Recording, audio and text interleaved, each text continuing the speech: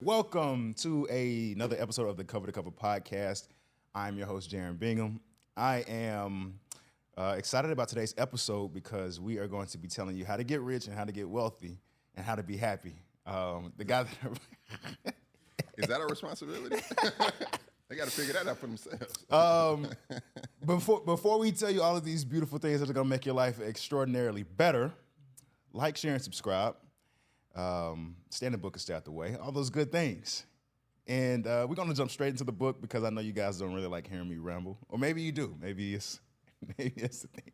I'm joined by my two younger brothers. Mother, I am not high or drunk. I am just in good spirits. Because of today's book, we are going to dive into the mind of the entrepreneur and investor Naval Ravikant by way of Eric Jorgenson's 2020 book, The Almanack of Naval Ravikant, How to Get Rich Without Getting Lucky, A Guide to Wealth and Happiness. And so the book, the kind of summary of the book is essentially getting rich is about knowing what to do, who to do it with, and when to do it. True happiness isn't something that happens to you. It's a choice only you can make. No one knows this better than entrepreneur, philosopher, and investor Naval Ravikant. Naval's straightforward principles for building wealth and intentionally creating long-term happiness have captivated the world for years.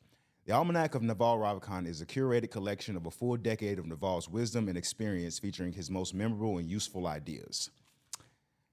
So yes, essentially this book was comprised of Naval's tweets, his podcasting interviews, different articles, and different things like that. And I am so fortunate in today's episode to be joined by fellow film producer, founder of the Black Knight Creative Company, and Mr. All Things Business, Brother Jamie Williams. How are you doing today, brother? Fantastic, man. It's a pleasure to be here. When you asked me to be on, I was so honored because I saw you had all these other cool people that I know on the podcast, and I was like, dang, Jay don't think I read? Like, what's going on? But I'm glad to be here, man. I appreciate the opportunity. Oh, man, no doubt. Can you first kind of tell the people about Black Knight Creative Company? Oh, sure. So Black Knight Creative Company is a film production and improv business that I started. I started it in 2023. Okay. And I utilize improv and other performative skill sets in order to take that to different businesses or workshops, and also just spreading improv and, of course, different producing different events, whether it's like a community of events of different filmmakers, like pre-production social, or any kind of other event needed by like somebody like a film team that wants to screen their event or screen their movie. Okay. I work with them to produce their own event. Okay. So yeah, as you were talking and as I was thinking about the book, I was like, okay, yeah, you most certain. You see why? I know why you picked the book, but to just dive into the first question, what made you choose this book? Yeah. So for me, it was like I didn't know this was going to be the answer to this question before. But after reading the book, we come across books all the time. Yeah. Whether it's we're in somebody's house, you're like, oh man, this looks interesting, or you're at the actual library or this bookstore. But for me, I think it started when I was a lot younger, going from school to my parents' business. So growing up, my parents owned their own like pager and cell phone business. Okay. And there was a bunch of different other businesses in their storefront in Chicago. But for me, kind of growing up, I had like multiple skill sets. So not in just like math, for example. I had it in math and building connections with people. Yeah. So always being like a multifaceted person and kind of curious in different endeavors. I think I chose this book because I was looking for a way to make sense of the way I operated. Yeah. I needed some validation, but also some practicality with that too. So like not just understanding the tools of building wealth, but also understanding that, I'm sure we're gonna talk about this, but building happiness, that's a skill. Yeah. And I've taken like a happiness class. I'm like, okay, all right, cool. What does this happiness class mean? It means you can, utilize that skill whenever needed. Yeah. I mean, it's we were saying off camera earlier how initially we both thought Naval was this ancient philosopher, but in actuality he was born in the 1900s. Yeah, and he's still alive today. He's mid 1900s. Why don't you just say he's 50 years old, bro? But all that to say that the when you had recommended the book and I started jumping into it, it's so unorthodox. Now, again, it's comprised of different segments and things like that. But with books like this, self-help books, philosophy books like that, I try to read it. I read them during my devotional hours. First book that I read in the morning. And I'm like, okay, well, how do I kind of approach this in terms of, I'm reading the guy's tweets, but at the same time, like it'll segue into, saying like long form communication.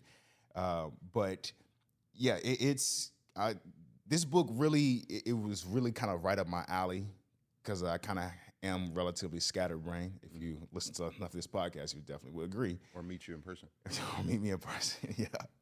And so, yeah, man, like I really enjoyed this. I really enjoyed this book because, like you said, it in its own way was like validation when you kind of hear somebody who has been there, done that, was like, oh yeah, I've tried 100 things out. Or even in reference to like we were saying, like how he reads books. In the book, he was just like, I may read a book halfway through, and if I got what I need, I'm on to the next one. I'm like, it's pretty interesting. Yeah. And I kind of agree with that in certain components, even though the title of the podcast is Cover2Cover. I was wondering how you felt about that because you're like, yeah, but that last page of the book is what I needed. It depends, man. Like there's books where I kind of call them push through books where I'm like, all right, I gotta just kind of push through this. It's not really like pulling me the way that I need to be pulled. Yeah. And so I definitely, when he has said that, I was like, I understand that. There's just So let's just jump straight into like the meat and potatoes of the book by way of the second question. And so the second question is kind of multi-layered because of how the book is, but the book is divided into two different parts. You have the first part, which is wealth, and the second part, which is happiness. And under both parts, with wealth, you have building wealth and building judgment. And then under happiness, you have learning happiness, saving yourself, and then philosophy. And so, Brother Jamie, I asked you to highlight a quote from each section and to kind of speak on your own process. And so we'll go to the wealth component because everybody wants to be wealthy. Mm-hmm. How do you, via whatever quote you picked, how do you build wealth? Yeah, so for me, building wealth, I think about, when I saw your question, I was like, I just read this book. I should have something that jumps out. But like, first and foremost, what jumped out to me was Bob Marley's, he had an interview where somebody was like, hey, are you a wealthy man? And he was like, are you wealthy? Of course I'm wealthy because, I might not have $1 in my pocket, but that doesn't mean I'm not wealthy because I still have, love, happiness, and all the things. Yeah. So for me, how I build wealth, Naval talks about how wealth is having assets that work for you when you're sleeping. Yeah. And so I think about like, okay, well, what assets have I curated that work while I'm sleeping? And I think about the relationships I've built with people. I think about my foundation of self and kind of knowing who I am, because that kind of carries me through, so I can sleep on an idea and wake up and now I have a better understanding of where I want to go with that particular idea. So I build wealth by being open to a lot of different possibilities, but also having a strong sense of who I am and what it is I'm trying to do, even if I don't always know what I'm trying to do in that moment. I trust myself, and that kind of helps me to kind of find out discover that wealth later on. Okay, yeah. I get what you mean by that. You said a key word, relationships. That you're in the film production, you're in the film industry. How have relationships in general, and this is kind of a side question, how has relationships kind of helped be a catalyst for building that wealth?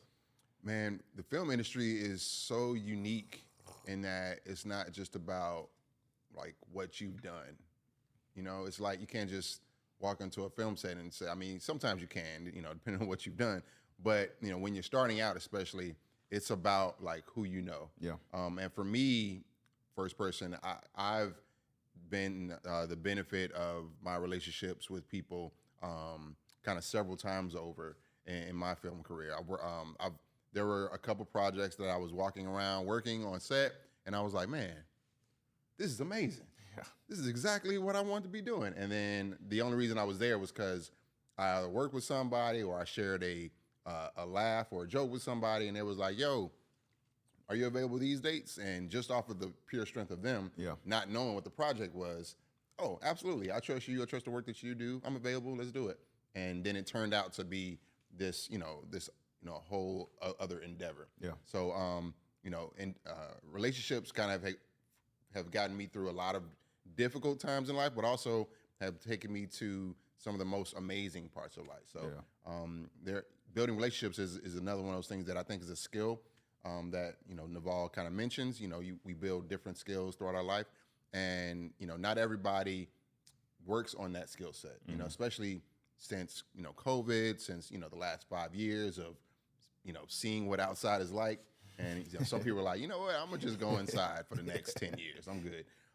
But building relationships is important, and that's one of the foundations of Black Knight Creative Company. To kind of circle back to that, just because even in the work setting, in any kind of team setting, you need to kind of know how to have fun. And I don't know if we realize or remember how to have fun in all these different spaces. There was a time when your coworkers, you could at least share a joke with them. Now that's just the guy that sends you an email for you to do some work every 20 minutes. You're like, oh man, this guy send me another email. Yeah. What's up, Bill? So I think building those strong relationships and connections is really a lot more important than just doing the hard work over and over again. He mentions, it's funny that you just said that he said that working hard doesn't necessarily equate to any type of money. Bro, if it was anything in the book, bro, that connected with me, I was like, man, what's... Yeah. Because not that I don't like working hard. I've worked hard in a lot of different spaces, but, there comes a time, in your 30s at least, when you're like, yo, why does this working hard not feel like... It doesn't feel as rewarding as it feels as it is taxing sometimes. Yeah. So that was just one of the things I connected with, because I'm like, I know I can't do that. Man, I have my 20s was filled with multiple jobs, and it's, you get to a certain point where you just feel like it's legit hamster wheel. It's like, man, I'm doing all of this running, but I'm still in the same place. And so that's why within the book, as he was just kind of talking about his approach to building wealth, it was very like hands off, and there was so many quotes in here that I really wanted to. The whole book is quotes. Yeah, the whole book is quotes, and I can't find the. As he was talking, there was one quote that really hit me, but I can't find it. Maybe I'll find it later on. Was it the one where he was talking about renting out your time is never going to get you closer to wealth? Yeah. Which is crazy, but it's like, he's right. Just because, you're like, yo, I'll give you $100 if you go do this. I'm like, okay, bet. You're renting out my time. Yeah. Right? So then the time I take to execute that task, I could have thought about the next, innovative technology or, worked on that. Like, you got to, trade, some things for, different assets or what's going to kind of push you forward. But, things like that where it seems so practical was like. In fact, the quote, earn with your mind, not with your time. Right. And I was just kind of like, okay. So it's like that process of having to, hell, this podcast quite literally is what, as I was reading this book, the growth and development of this podcast was really like at the forefront of my mind.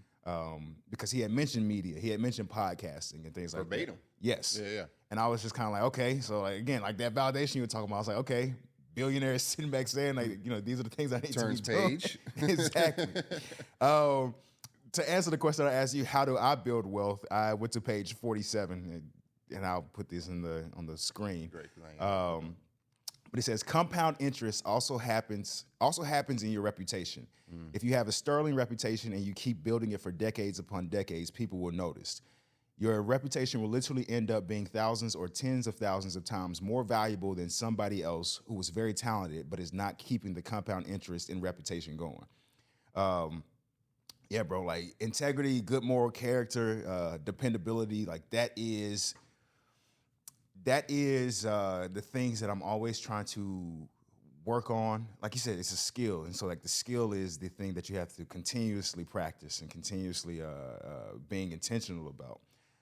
There is a certain trust component that is kind of hovers over, myself as a host of this podcast to the audience, myself as the host of this podcast to a guest being willing to be like, even want to come sit down and talk to me on the pod. And so for me, your reputation is going to be in rooms that you'll never be in. And so that's a form of currency in its own way, because if you have good reputation, then for all intents and purposes, like you were saying with the filmmaking, you'll be able to essentially get jobs without having to ever put in the application. Yeah. And so that was the quote that ultimately hit me, and the earn with your mind, not with your time was like my honorable mention quote. And so that is essentially how we all build wealth. It's interesting because I had read this book, going on a quick little tangent. I had read The Millionaire Next Door. I've heard of that. Yeah. So by William Danko and Thomas Stanley. And they ended up doing 20 years of research in affluent communities to get this information out there.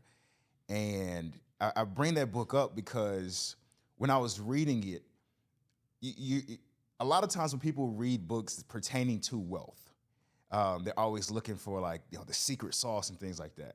And in the majority of these books, and it was even one quote in this book where he was like, if somebody's writing a book to earn money, don't buy it. Yeah.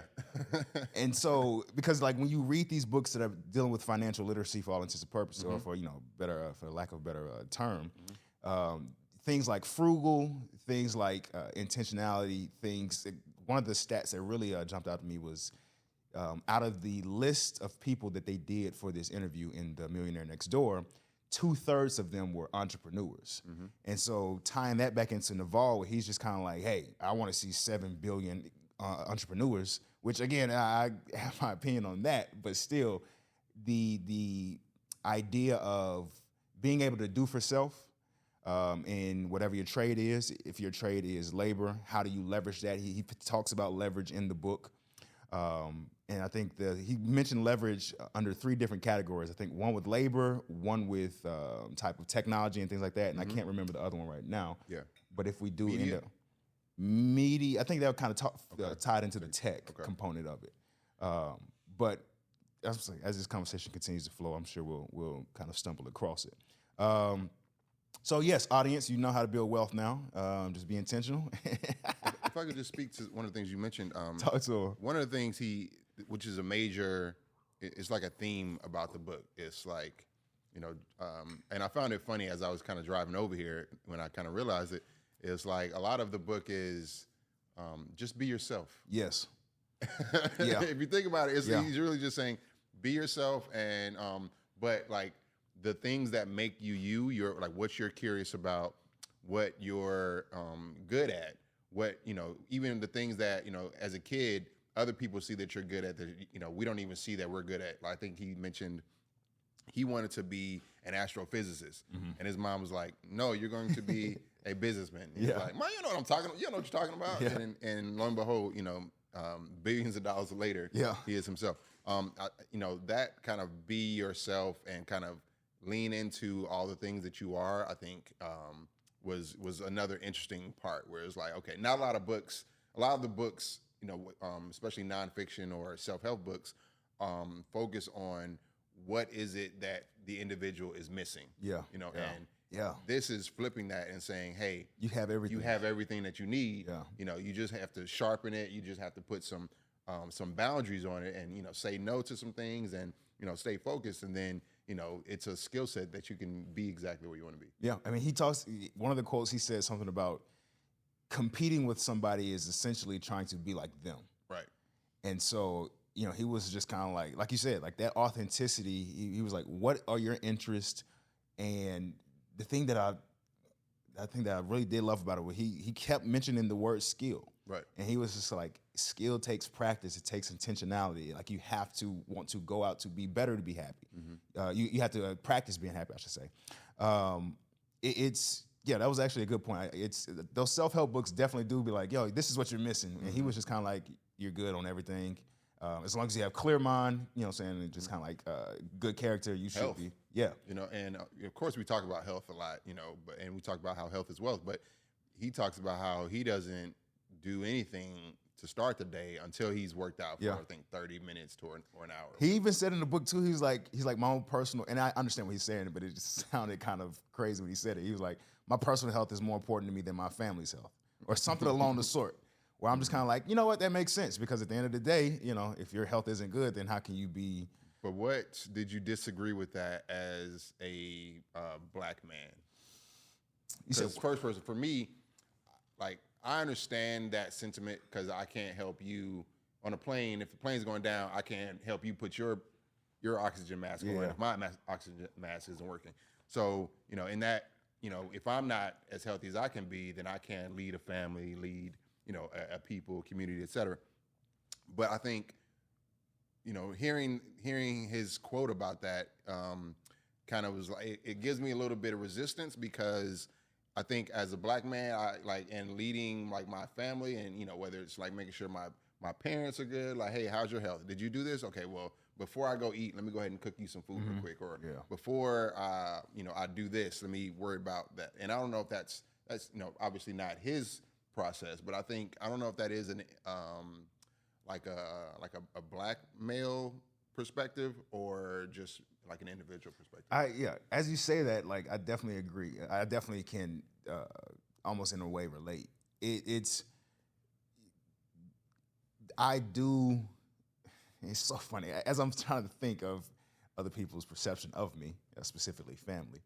I do put myself out there for them consistently, not even at the detriment of my own health. But at times there are, you know, I'll forego some things just to kind of make sure other people are taken care of. Just because I think we had said off camera that, you know, with some of these quotes, only a billionaire would say that. I feel that, you know, I feel like that's kind of like what kind of falls in line with that. But again, like it was so funny. I think one of the quotes that as again, scatterbrand, I'm kind of going all over the place. One of the quotes that I do remember, he was like, wealth, health, and happiness are what we pursue, but we should be pursuing it in the opposite order of happiness, health, and then wealth. And I struggle with that. Yeah. How so? You tell your secrets. I struggle with the thought of that because, like, I mentioned earlier, but I took this happiness class. It was like an online class by I think Yale, or, you know, like one of those Ivy League schools. They had like an online class you could take, and, you know, you could take like a test about what are your like character strengths, because there's this list of all these different character traits, and it ranks your character traits based off of which, you know, your personality. Yeah. And your top 3 are your character strengths in that list. So I think my top 3 was like humor, kindness, humor, curiosity, and appreciation of beauty. Okay. So anytime where I want to exercise some happiness, I can go learn something new to kind of stoke my love of learning, look at some beautiful space, whether it's outside or beautiful people, whatever. Yeah. So like these different areas where you can exercise happiness. In, you know, of course, journaling and, you know, all the other practical things. But one of the things I struggle with, or, you know, gave a little resistance to, is because, you know, being happy all the time isn't my most motivated in the best way. Like, he even talks about it in the book, because he says desire is a contract. Yeah. Where we say desire is a contract where we agree to be unhappy until we accomplish a particular goal.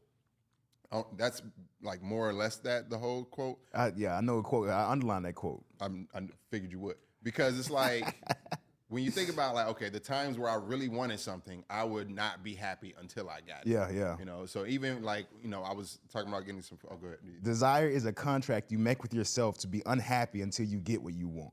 Exactly. When he said that, I was like, damn. You know, because it's like, and so to think about what you said earlier, as far as, you know, health, wealth, is it? Yeah, wealth, health, and happiness. Yeah. You know, if I look for happiness all the time, then when am I going to get wealth? Yeah. You know, because so that was my kind of resistance to like, okay, I'm not going to be chasing happiness every day, and also the things that make me happy all the time, not necessarily always good for us. Yeah. You know, or me person. So understanding like, okay, now is a time in which I need happiness. Okay, now I don't necessarily, I can be in a state, like an overall climate of happiness, but like, am I happy today? No, because I have to do this work in order for me to execute this thing. So I'm not, like, I am happy within that space. Maybe that's kind of what he is going for, as far as, you know, if you do something that you love, you know, you never work a day in your life, you know, historic quote, which is cool, but, you know, to the level of obsession is another level. Yeah. So I agree with that, man. I agree. Let's talk about how we build judgment, bro. We talked about building wealth. So again, go run the bank accounts up with all the information we just gave. So yeah, the second section under the building wealth was the building judgment. So I ask you, how do you build judgment? For me, I build judgment by my curiosity, and kind of just being just curious about, like, you know, the ins and outs, and just following that curiosity as far as it takes me. Sometimes it doesn't take me far enough, but also like, you know, and my curiosity mixed with the idea of not everything needs a certain, like, the highest level of urgency. Yeah. He discussed it a couple times, but, you know, first person, I struggle with chronic lateness. It's okay. I have accepted who I am. The world has not, but I have. But, you know, freaking producer late. Who knew? But it's less about, you know, me being late to the next thing and me being present in the current thing. So I'm gonna be late to whatever my next thing is, because I'm having such a great time with you all. Yeah. But but as far as building judgment, just understanding, you know, this time, every moment is literally right now. Yeah. You know, whether you're with family, whether you're by yourself, you're not always gonna be by yourself. You know, there's going to be times where there's going to be too many people around you for you to get in a thought in edgewise. So appreciate that time by myself when I can. There's not going to be infinite amount of time with my mom. So I need to appreciate that time when I'm with her and make sure that, you know, whatever that moment needs to be, that is not missing. I've learned that in, it was that 2022 or so, I spent some time as a caregiver for my dad during his last year or so. Okay. And I learned that, you know, all the places where I needed to be were never more important than me having to, you know, do something for him at the time. Yeah. Or was never more important than, you know, as there was a lot of times where I needed to be somewhere else where I wasn't, or I needed to be there earlier than I was. But by the time I got there, it was all fine. Yeah. You know, as opposed to if I would have left 30 minutes earlier, been on time, but now I need to go back home because, you know, something happened at the house, so I need to go take care of that. Yeah. So I think, you know, always being comfortable with my level of urgency, and also letting my curiosity push me to the next place. Like, okay, well, who all's going to be there is just like another form of curiosity. Yeah. Right? Like, okay, all right, I'm curious enough to figure out who's going to be there. I'm curious enough to figure out, you know, what this girl's name is, so I can get to know her better. Yeah. And kind of, that's how I kind of build out my judgment. Okay. I jotted down curiosity and comfortable amongst urgency. It's actually, as soon as you said curiosity, I flipped to the quote that I was going to do, and it was saying, "Learn to love to read." And the quote essentially is, "The means of learning are abundant. It's the desire to learn that is scarce." And when I read that, my uncle has this quote that he says, "We're in the information age, but we're not in the intelligence age." And so of course, I'm like, well, I was like, what's the definition of learning? So, of course, I go gain or acquire knowledge of a skill in something by study, experience, or being taught. And so, kind of that goes back to that curiosity component about it. The things that I love, or the way that I kind of go about building judgment, personally, is by reading. I am a big proponent of learning from others, and what better way to learn from others than sitting down reading an autobiography. That has, even like as you were sitting back talking about being 30 minutes to a place earlier, things like that, but not necessarily being present in the moment when you're kind of like running around and all those things like that. That is another skill that I kind of had to learn, and I'll sitting back and say I learned this. You mean presence? Yes. And I've really learned how to be more present. I probably say over the last couple of years, especially within doing this podcast. It is one of the reasons why we before I even record the episode, I kind of go outside and say a prayer with the guests. Is just because reading my ritual for reading. Let me kind of take a couple steps back. Forgive me, guys, for the scattered brain again. Naval was throwing all these different thoughts and quotes and ideas at me. So when I read, before I read a book, be it 15 minutes or an hour, I'll take 3 deep breaths and then I'll take a sip of either water or tea. And I'll do, if I'm reading, that'll happen 3 or 4 times throughout the day. And what I am attempting to do is just being present. Because a lot of times I'll be reading in between work or in between, just kind of coming and going. And that practice of being still, being present, has become easier over the months, the years, to where I can be in a loud environment or a very kind of cluttered environment and still kind of really just be sitting in my presence and in my authenticity and not, be any type of performative just because I just know that I'm here. And there's nothing that is, I can't be in other places right now. Even shout out to Victoria Renee, who we're going to be going to see her table read in a few hours. It's still one of those things where, as I was headed to work today and I was thinking about that, or headed to work, I guess this is kind of work. As I was headed to the studio today and I was thinking about her table read, I was just like, I'll be at the table read. Right. Think about what is already in front of you. When you're there, you can think about it the whole time you're there. and so even amid me consistently practicing being present, there still are days that are better or worse than others. Of course. But again, how do I go about building that judgment? I build that judgment by way of reading, by way of slowing myself down every day. And it literally, bro, I'll get a crazy text message. I'll just get off the phone. Somebody got this problem going on. And it's just kind of, exactly. And then it'll just be one of those things where I'm like, Darren, where are you right now? Who's in front of you right now? That's the most important thing. That's one of the things I've definitely learned to realize was that I never wanted to rob somebody of time spent because time is the most valuable thing that we have. And I think about that often whenever I go back and, visit family members, specifically my grandmother. I go pull up on Gma and just like we post it up. And then of course, the phone rings of something going on in Atlanta and I'll pick it up. And I'm like, what am I doing? Right. It's like, what am I doing, bro? Yeah. This can be handled. And then, like you said, by the time you get there, people in charge have figured it out. And that's the thing that I often like to not necessarily be morbid, but at times I'm like, I'm not curing cancer. It's okay. Right. And like that type of little thought would just kind of like humble me and hone me in for the given moment. Yeah. And so, very long-winded answer, bro, to explain to you how I I learned judgment.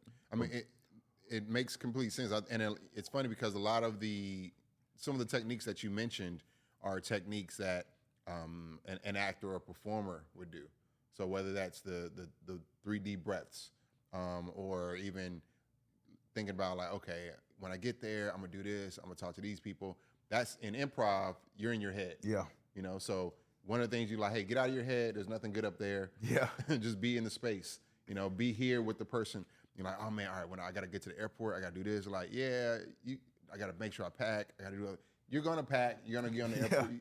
It's going to happen anyway. It's going to happen. So you just, living where you're at right now, and you can, do the rest as it comes.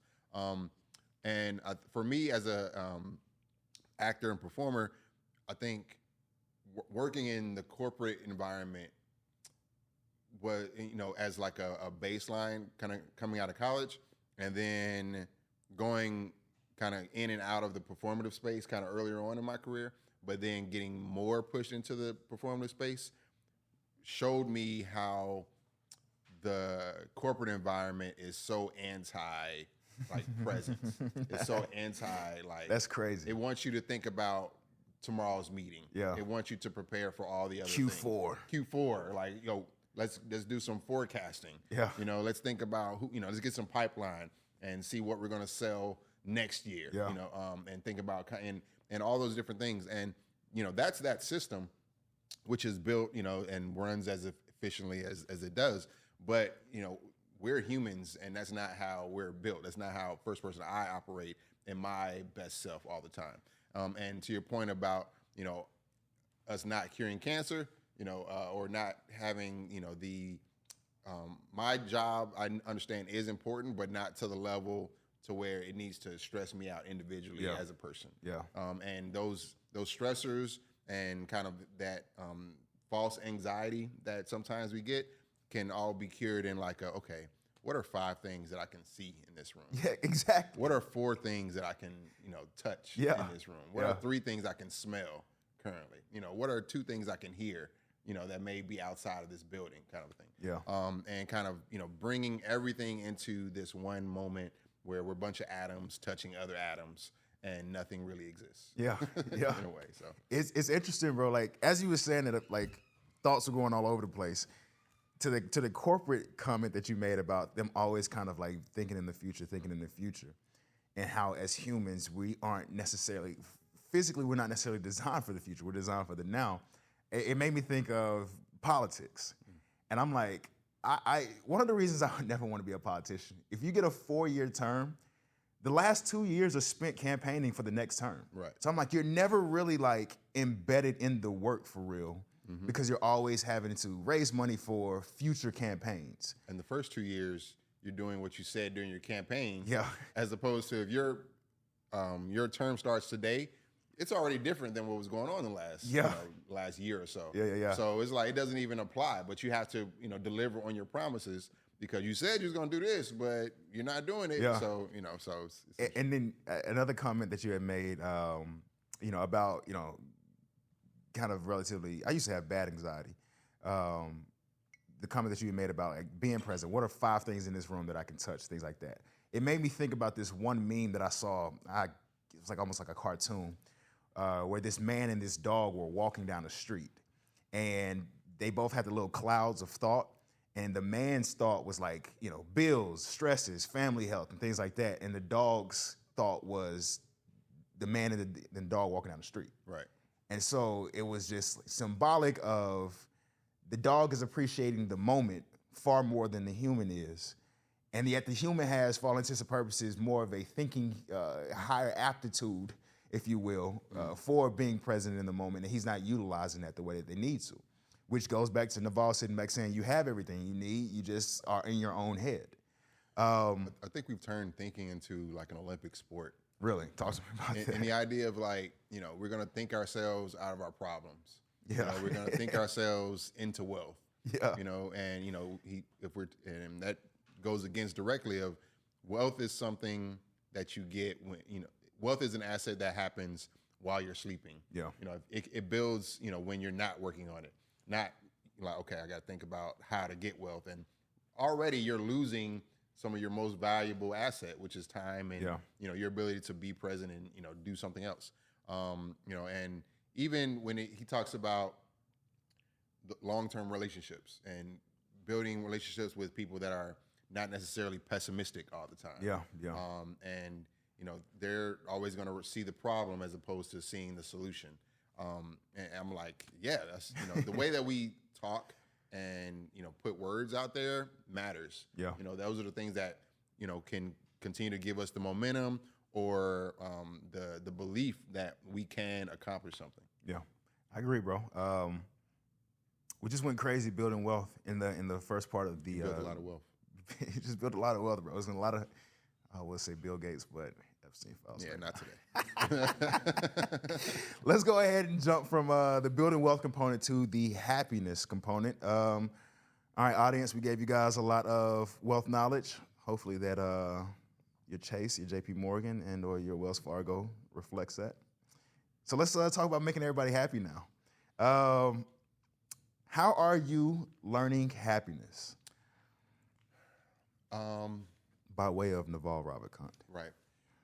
So I spoke about a little bit about it before. If you enjoy what you do, you'll never work a day in your life. Not Naval. I don't know who said it. But if I enjoy what it takes to accomplish it and the work and the process, then that part, and I just do that as much as I can, then that is successful. A lot of times, I think working in film also, as maybe as an actor or producer or writer or what have you, or an AD, wherever, people sometimes that are not in the industry, they're like, okay, so, what's your biggest goal? Like, what's your dream project? And I'm like, dude, I just want to be on set, bro. Like, being on set is dope. Like, this right here is dope. We're on set right now. And if I just enjoy, having everybody be quiet because we're about to get this one scene with this one actor, which is pivotal to the entire story. Enjoying the process of things. Yeah. If I enjoy what it takes to plan an event and what it takes to think about, like, okay, all right, what's going to make this better? What's going to get people the most, value out of coming out to this particular event? What can stretch this to like a whole nother level? Like, okay, you know what? Let's go ahead and keep it, here. So I think enjoying the process of different things is how I exercise happiness, along with, even when it comes to work, because, work is, I'm still at work hours out of the day. I'm not going to say 8 hours out of the day, but hours out of the day, we're working. So, enjoying, maybe not the conference call, but the strategic moment in which we're like, all right, here's how we're going to attack this particular problem. Yeah. That is something I enjoy from like an enterprise level, because as big as all these companies and corporations are, it all comes down to a 30-minute conference call where somebody was like, all right, y'all, go execute this idea. Yeah. And now people are going to do other things. So enjoying the process of different opportunities and things is how I build happiness. Falling in love with the process. Yes. I think that's just, people are so in love with the destination. Right. And, I get it, because the process is very ugly. It's very long. It is at times very uncertain. But there's just no other way to get to how you want to get to where you're going without going through what you need to go through.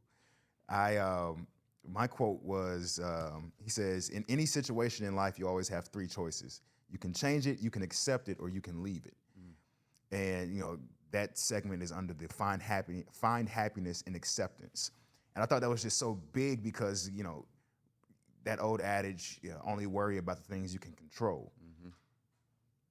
It's unfortunate that the majority of people don't do that, because I think that, I think a lot of people, what am I trying to say? Kind of take a couple of steps back. Because I'm processing everything that you said with the quote that I just read and how it kind of just ties in general. Because, like I said, Naval is kind of like all over the place with it. But that finding the happiness and acceptance, the reason that it makes life a little bit easier is because when you know that you've done everything that you can do, it's almost like the old people say, just give it up to God. Yeah. Like, that's just kind of like, okay, cool. I did my part. Yeah, I'm so. Yeah. When I say that, it literally has made life easier for me, bro, to like come into work and, okay, here's my list of responsibilities. Okay, cool, we're gonna knock it out. If something is not a list of my responsibility, Right. like I don't care. Right. And or if it's a problem that needs to be taken care of, I am a firm believer that it's going to be taken care of. So therefore, like again, those three things: either I can change it, I can accept it, or I can leave it. It was interesting as you were talking about your place of employment. One of the things I always say is, I'm like, if you work a 9 to 5 and you don't see yourself in it long term, you need to learn how to pimp your job. Right. Because for all intents and purposes, they are pimping you. And, I'm not going to... Or in Naval's terms, renting out your time. Renting out your time. Because I ain't nobody's pimped out resource. But my thing is, like, even with that, it's... Because you have to give, and I say this, we're saying this hypothetically at this point, because you have to give 40 hours to a job, right? Outside of the paycheck, what else are you getting from it? Yeah. And if it's just the paycheck, okay, well then you, the individual, need to learn how to manage that money better to kind of get you to a better position. But if it's more than a paycheck, then you have to find ways to really utilize the job outside of just the employment itself. Like, for instance, like the reason I am able to read so many books is because my current employer gives me a lot of time while on the clock, to sit down and be able to just kind of like just dive through all these books. Yeah. And so in my own way, I have found the kind of the traverse of renting my time, if you will. You were about to say something before I... No, I was just going to relate in the idea of thinking about what it is that I get from my job. So I'm in tech sales. Okay. So a couple of things I get out of it is understanding the entrepreneurial, the enterprise mindset. So, outside of all these different companies that we, go to, just name any big company out there, right? Outside of a consumer, they're just really a big box. Yeah. And we don't know what's happening on the inside of that box. Yeah. But kind of working in that corporate space, now I have a meeting with that big box and understand like, okay, well, what are you guys doing with this? And they'll tell me, and now I understand how that black box works. Yeah.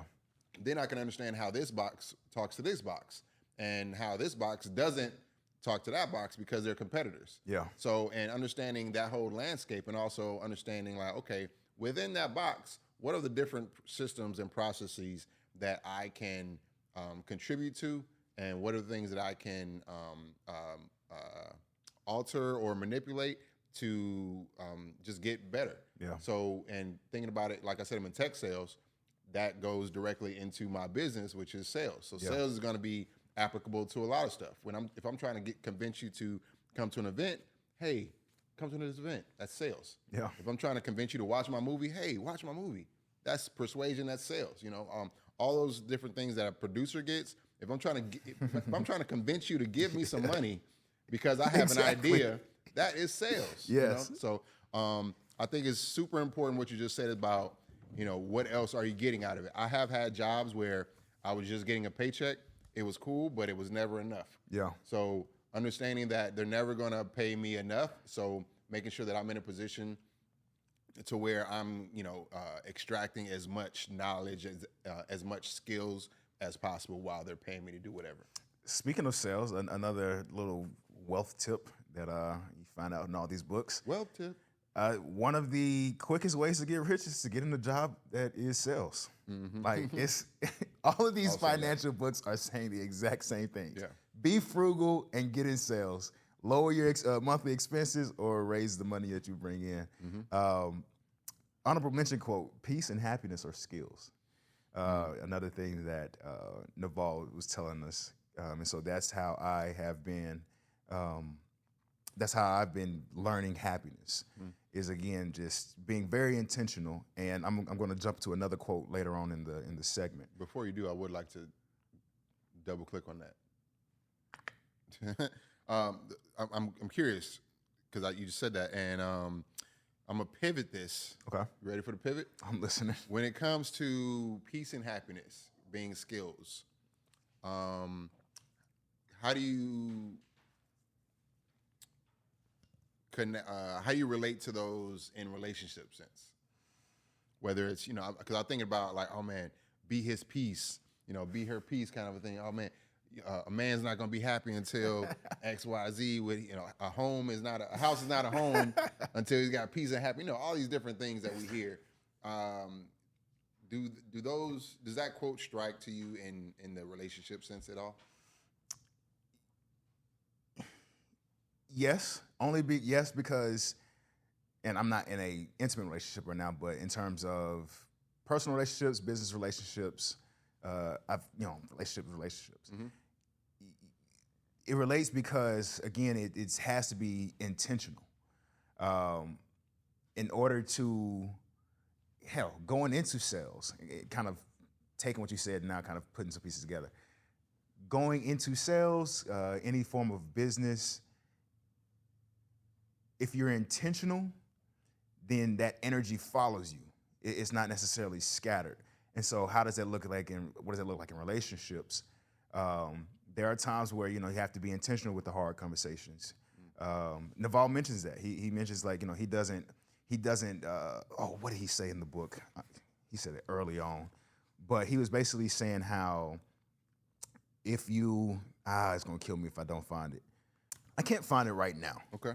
But basically what he was saying was that when he is like in a business meeting and he sees that things aren't going the way that they need to be going, he'll just sit back and tell the team, hey, guys, this is what's going on. Mm-hmm. And he'll almost just kind of getting out of the delusion and kind of really bringing people into reality very quickly. Because he says it's kind of, it's quick, it's easier, and it's more conducive to success to work through the reality quicker. Than it is then with these false notions. I can't remember the freaking quote off the top of my head, and it's going to kill me to not find it. But to answer that question, I am giving you a very long-winded answer. So good.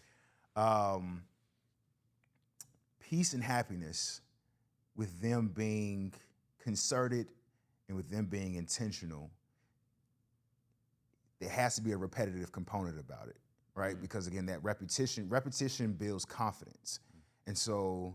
As you continue to build confidence and peace, confidence and happiness, then that can be transferable to your partner, be it intimate, personal, or business. And so again, it takes concentrated effort. That's the thing I'm like telling people. It's decades. Mm-hmm. It's a lifetime commitment. It's not a disappear for 6 months and then you're gonna get it right when you come back on the 7th month. Right. It's like, no, it's an everyday thing. He spoke about it. He was like, people say, I think it was, what's his name? The guy, he writes books. Oh, man. Oh, that guy. So he talked about 10,000 hours. Okay. He wrote The Breaking Point. I don't know. Anyway, but he talks about how it doesn't necessarily take 10,000 hours to, become an expert in a thing. It's really like 10,000 iterations of a thing. Yeah, so yeah. You kind of doing it over and over, and you getting another, going at it again. This podcast, bro. Yeah. Like I went back and looked at the first episode, and I was like, WTF.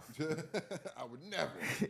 But again, it was just kind of like you have to keep applying it and keep putting it out there because again, the natural refinement is going to come after you continuously do it because you bump your head in order to understand why you shouldn't be bumping your head. Yeah, there's a couple things even in film, well, definitely in film, that you learn on the first time you're on set, and then you never have to learn it again because you experienced it. Yeah. Like, there was a time where I was hosting a talkback of a screening with a casting director. So I flew out to LA. Flew out enough equipment, audio, tripod, camera, everything, couple lenses, light, and we get out there and we're on stage and I got my questions in my head. I'm like, all right, cool, bet. All right, I know it's cool. All right, got everything. All right, cool. I'm on stage. I'm talking to her, and it's a great time. We have a great session. We're recording it, and I didn't hit the audio record button on the camera for the whole event. For the whole thing, I had to grieve for at least 2 hours. In my hotel room, I just went over and fetal position.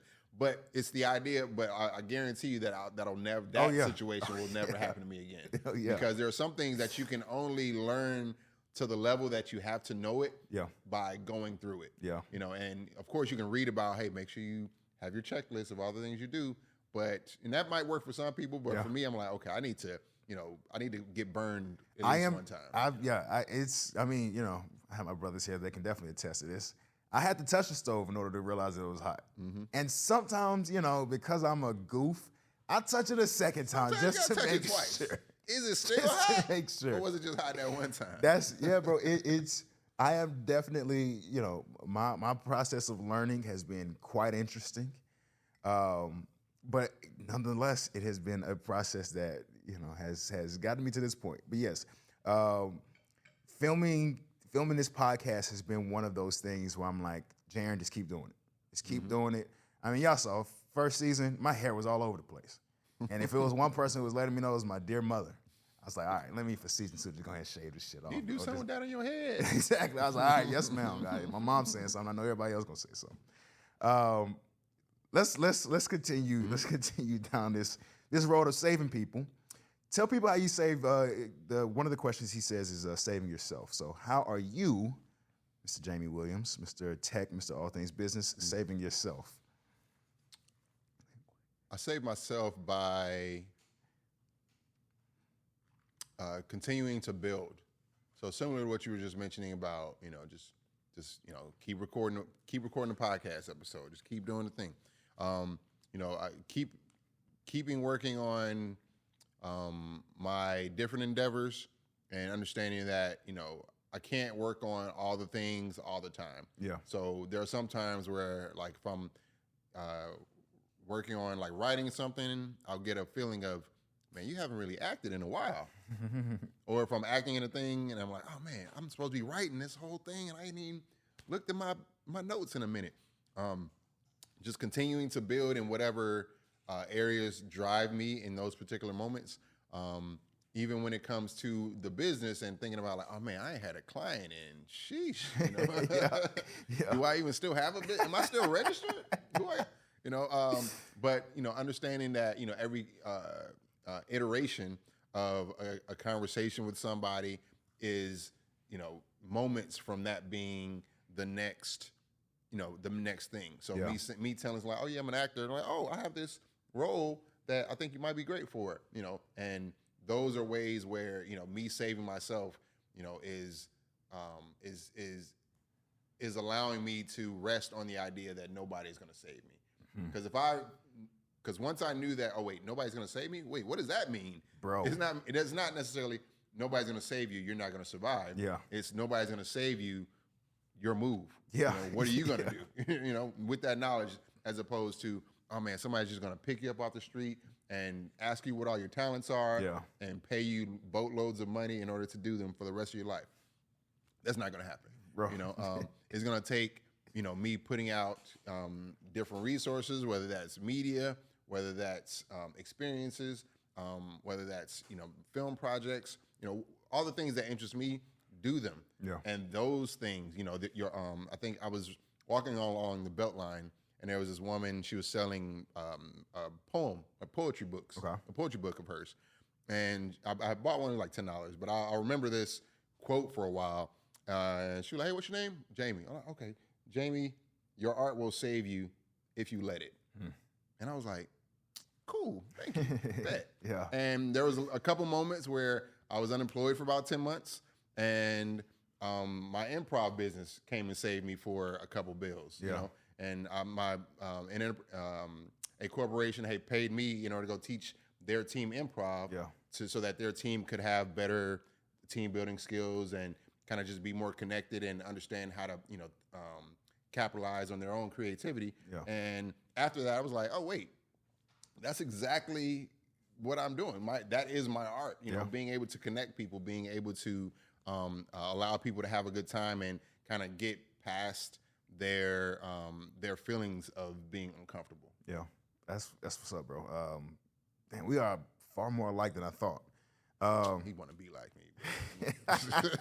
He ain't never said nothing like that. I'm just joking. Let me read my quote, man. So how am I saving myself? He ends up having one of his Twitter storms. He says, meditation is turning off society and listening to yourself. It only works when done for its own sake. Hiking is walking meditation. Journaling is writing meditation. Praying is gratitude meditation. Showering is accidental meditation. Sitting quietly is direct meditation. And then he concludes, or he says another quote. He says, the greatest superpower is the ability to change yourself. And so as I was kind of going through the book and reading those different forms of meditation, all of those are low stakes. And none of them cost any significant money. I mean, a hiking, you may have to get some hiking boots, and journal may cost you $5 or something like that. But all of them they help provide clarity in their own specific ways. And so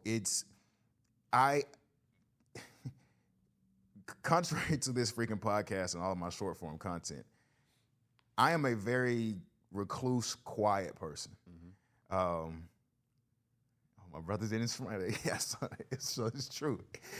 No, but in general, like I the majority of my time is like really like I'm kind of just in silence and stillness. Would you say you're an introvert? No. Okay. No, I wouldn't say that. I just kind of enjoy white noise a little bit more than I have. I just don't want to talk to y'all. I ain't got nothing to say. It ain't nothing like that. I only learn from philosophers. It ain't nothing like that. You're not a philosopher, brother. You're not no Socrates. Nah, but I've saved myself by being more measured. I love my father dearly. I definitely had that Negro's temperament. And so, that kind of just used to be my 20s, early 30s, was just kind of just everything would just irk me. Mm-hmm. And I was like, okay, bro, like, how is somebody who is probably, enjoying their time right now, how are they still irking me? Mm-hmm. And, not necessarily talking about my father, but just people in general. Why are certain things, why did something that happened at work 2 weeks ago still pissing me off? Certain things like that. It was almost like a black cloud over my head. All of the different types of anxiety, all of the different types of worrying and things like that. And so for me, journaling, reading, taking walks, I've mentioned this before, around the neighborhood, like those things have really helped me quiet myself and center myself, kind of get rid of all of the clutter in my mind, help me really, and then also realize again that, I'm not, God is good, I don't have cancer, and I'm not saving cancer. Mm-hmm. I mean, I'm not curing cancer. So like, whatever I'm really kind of worried about is not necessarily a big problem. It can be, there's this other meme, and I always am like kind of referencing memes, which is funny because it's for its own way. Hey man, there's some life lessons in the memes, man. There's these two large circles, and they kind of they barely overlap. And one of them is reality, and other is what you're thinking. Mm-hmm. And in the middle, as they overlap, there's like a small little moment of them overlapping, which is basically sitting back saying that what you're thinking, like all the anxiety, everything that you're kind of like blowing yourself up or killing yourself, kicking yourself over, is not really what's happening. Mm-hmm. So if you can learn how to slow down your mind, if you can learn how to slow down your day, if you can learn how to process yourself through moments of conflict, through moments of uncertainty, with a still mind, you'll realize that everything is okay. Yeah. And you'll be able to walk through that specific day with a little bit more assurance and authenticity. And, once you continuously practice that and you continuously become better at it, then you kind of get to that Zen master or Naval Ravikant kind of type of life, to where, the only things that you genuinely worry about is just your health, your wealth, and your happiness. And so that is essentially how I have learned to save myself. And then again, to tie back up that quote, the greatest superpower is the ability to change yourself. I feel sorry for people who aren't adaptable, because, this world just does not care. Not at all. And so, you're going to lose a loved one. You're going to lose a job. Mm-hmm. How do you adapt to it? Because, again, nobody's going to save you, because, again, people are saving themselves. Right. And so... Sometimes not. Yeah. And so, yeah, it's when I sit back and, my grandmother is 94 this year. And I just think, I'm like, bro, like 94 years of living. Like, even within her marriage, there were situations, be it family, be it her own. I mean, she grew up in the freaking Jim Crow South, so of course, there was a number of things that were just kind of like, so pressing. But again, it's always since the dawn of man have been, how do you respond to, to the circumstances around you, not necessarily how you let the circumstances around you affect you. Yeah. And so it's kind of like embedded in my daily prayers of, I always ask God for a clear, for sound mind and sound body. And so with that, that sound mind is just legitimately, how can I be at peace today? How can I not let, ops manager piss me off by saying something that, make him want to break his neck, even though I fuck with him. Why you had to say that part? Like, no, I fuck with you though, bro. You good. But no, it's that's really just kind of like the thing that I've read in practically every self-help book. And like I said, not even the self-help books and autobiographies, when you realize that, these great people were like, oh wait, I have it inside me too, right, kind of be the change that I want to see in the world, which goes back to that old quote. So yeah, so thinking about like one of the things that you were talking about, the world's so busy and it'll keep you as busy as you allow it, right? Growing up in Chicago, it's like it's big cities have, a speed to them. Yeah. All cities have a speed to them, but like they have a big city like Chicago has like a velocity to it where it's like happening, at almost at the speed of light, similar to like, New York, LA, even Atlanta more recently. Yeah. How it's just, there's always something going on and there's always somewhere to be. And, you over here, oh man, the party over there, you need to go over there. Yeah. And, there's always just, stuff happening. But in high school, my parents and I, we moved from Chicago to Albany, Georgia, which is in Southwest Georgia. Albany. Hold up now. But yeah, so going to high school in Albany from Chicago, drastic difference. Yeah, I'm sure. Now you just, like one of the biggest things to do was to like, hey man, we about to go to Walmart. You trying to come? And just hanging out. Like, we didn't have to buy anything, just walking around. And if you want to go to Walmart, I'm like, all right, well, I'm gonna just sit on the porch and just watch time go by. Yeah. And like, for me, I think that was a real shaping for me because, being able to build a patience, and sitting and waiting, going back to what you said, allows me to realize like, oh, wait a minute, the world's continuing to turn. Yeah. And everything's still happening. But, at the same time, nothing is more important as me sitting right here on this porch, watching this tumbleweed go by on the road. Yeah.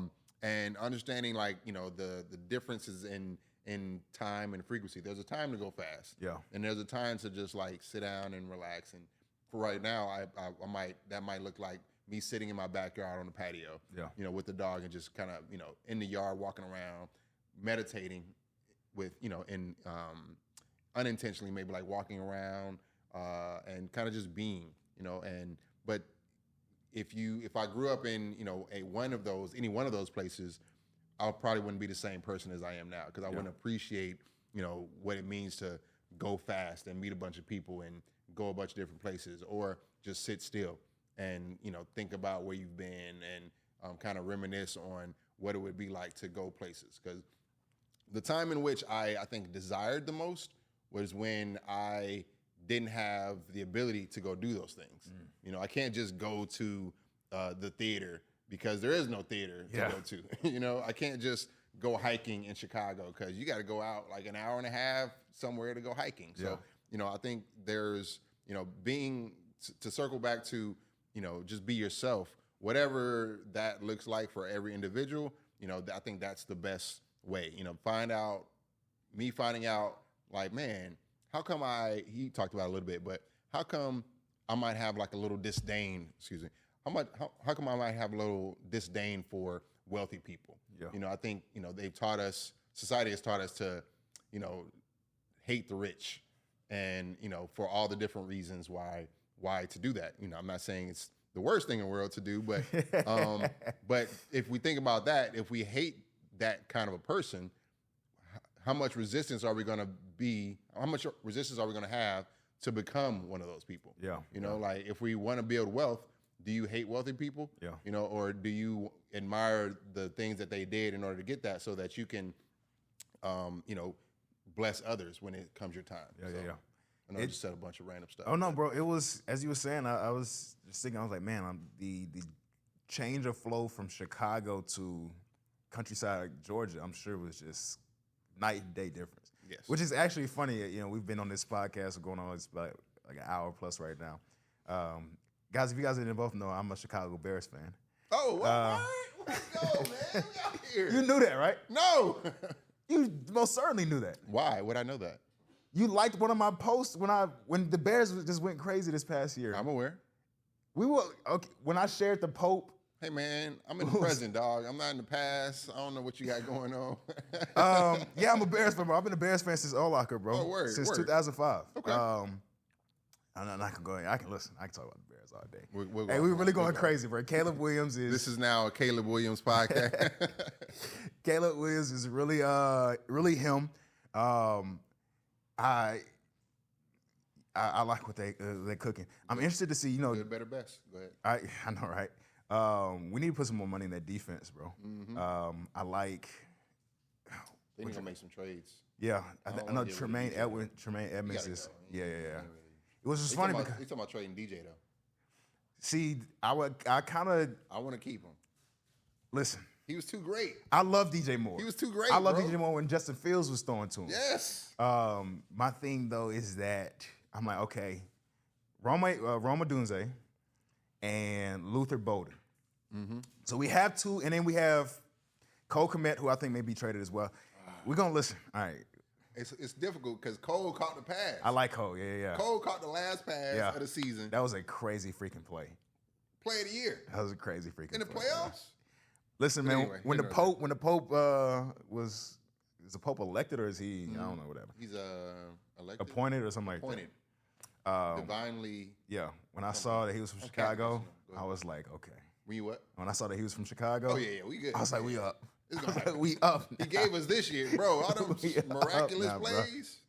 So yeah, let's get this second to last question out the way. In the book, Naval is wrapping it up by talking about philosophy. So I simply ask you, what is your life philosophy? Oh, okay. You know, when I saw your question, I didn't know how to even begin to answer this because it's like, you know, philosophy is like the summation of how you go through life in a way. It's how I see what a philosophy of life is. And I think I want to like use a compound sentence, but Go crazy, bro. This is your answer. this is my answer. So for me, be open to everything, but build long-term, going back to the book, build long-term plans with long-term people. Yeah. But be open to everything. Yeah. Because sometimes those short-term connections will get you to the next thing, but also understanding that, you know, sometimes those short relationships aren't worth that time spent. Because I've had relationships that will revert my progress, and now I'm spending time trying to make up for whatever everything I lost. So, but if I focus on building connections with people that I see as long term, we've been friends and connected for at least 2-3 years. Yeah. Say something like that. And hopefully at least another 2-3 more years or something like Bro, that. we still got a project to do. We still got a project. Charles will roll his eyes at that.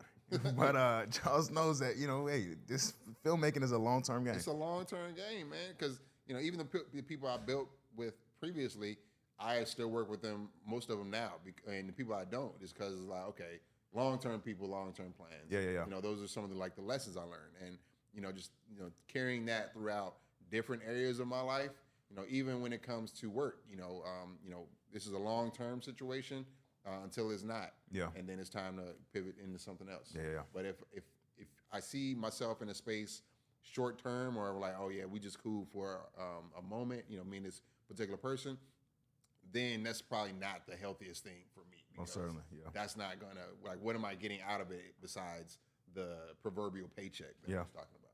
I mean, I see that, like, I like to equate it to a puzzle. I like to see relationships as puzzles. Yeah. Like, you're a piece in this overall picture. And, those short-term relationships or relationships, they, how you're not a piece to this puzzle. And if, like you said, like, you'll be draining more energy and that'll just cost me later on down the long road. It takes me more to get out of the game, interact with you, and then get back in the game than it did. It was like, yo, if you're not in the game, then like, what we doing? Yeah. My life philosophy, I had quoted from the book, they had asked him, how do you define wisdom? And he says, understanding the long-term consequences of your actions. And so when I read that, I was like, that's my life philosophy. Like, what are my actions of today are going to be the fruit of tomorrow. And so, again, back to that intentionality of not just being intentional with the actions of myself, but actions to other people as well. It kind of just ties back into the reputation thing. You know what I'm saying? Like, if somebody just knows that, okay, Jaren's reliable, he's dependable, he's transparent, he's authentic, I want that in whatever facet, I want to do business with him. Like, that's the things that keep me wanting to be even better. And so knowing that my actions are kind of in perpetuity of my results. Right. They matter. I have no other choice but to try to be conscious of the decisions that I make on a day-by-day basis. And, in my notes as we kind of wrap up, I said, not doing good work for the sake of doing good work, but because I am in service to others, and in that old golden rule, treat others the way you want to be treated. Having a consistent, sharp character is always at the forefront of my mind. I love that golden rule, man. Yeah. Like, we overlook it as a people, I think, but it's really like, if people just treated me how I, like, treated them. Yeah. It'd be better. Yeah. It'd be better. Like, not everybody, obviously, but some people have treated me better than I've treated them. Yeah. But also, some people have not treated me as well as I've treated them. And I'm like, yo, what happened to the golden rule? I would have never did that to you. Bro, I see actions as a big old boomerang, bro. Like, you throw it out there, it's whatever you do. Energy, it's definitely going to come back around. And, like, my biggest fear, even though I'm learning to live, more honestly, my biggest fear is, I threw a boomerang of distrust or a boomerang of mischievousness, and it hadn't come back around just yet. You know what I mean? It may come back around in 20 years. Like, that's what I'm just afraid of. I'm like, what sin have I not paid for just yet that's going to come back and... I threw that piece of trash out the window, and I just know it's going to come back and hit me. Exactly. All right, bro. As we wrap up, bro, I always ask the guests, the last question is, who else would you recommend this book to if you were to recommend it to somebody else, as you have recommended it to me? And because, I've been throwing answers at you or throwing questions at you, I'll just answer first and then kind of like let you close the episode on off. I just said, who would you recommend this book to? I said that this book is a very good book for the creative. If you are a creative mind, this book will most certainly kind of give you the inspiration that you need. Naval he's very poignant, he's very sharp, very brilliant. And I think that even with some of the things in the book that I had slight disagreements with, I appreciate his ability to adapt. I appreciate his ability to kind of self-correct, even when I was watching the podcast of him speak. And so, I think that if you are a creative in whatever capacity, and I think we're all creatives in general, this book kind of helps people tap into that creativity. But if you are like, no, I am a creative through and through, I eat ramen noodles to pay for my films, like, get this book and kind of jump up into it and kind of let it bless you. So that is who I would recommend this book to. Yeah, similarly, I knew I was going to have an issue with this. Similarly, I would recommend this book to a hired gun. So whether, whatever, there are a lot of people with different skill sets, and, they're hired for a particular reason. You bring them in, they're mercenary, they do the job, and they go on. Yeah. But, sometimes, I think hired guns specifically, they're always looking like, okay, where's my next thing? Yeah. Where's the next one? What am I going to do after this? All right, I'm doing this job, but what am I going to do, next month? I don't know, and they not even enjoying the process of them doing the job currently. And I think this book can help them, one, gain an appreciation for the now, but also a trusting that, they're going to end up where they need to be, and also thinking about different ways that they can split that skill set into different endeavors, hairstylists, for example. Yes, they're a hairstylist, but how can they multiply that into a lot of different ways? I was looking over here at the iPhone that's taken apart over here. It's like the first iPhone from 2007, I think, and it's got all these pieces, like the camera and everything's taken apart and it's framed, and it's a really beautiful piece of art. And Naval was talking about how Steve Jobs knew the idea he knew the idea of the iPhone was everybody's going to want a piece of technology or a computer in their pocket. Yeah. And the biggest thing we have to focus on is to scale that. How are we going to get that scaled and build that for, hundreds of millions of people around the world? And thinking on stuff like that, on that mindset, how is that hairstylist going to produce something that, hundreds of people can use, thousands of people can use, and then also scale that, idea to, so many people?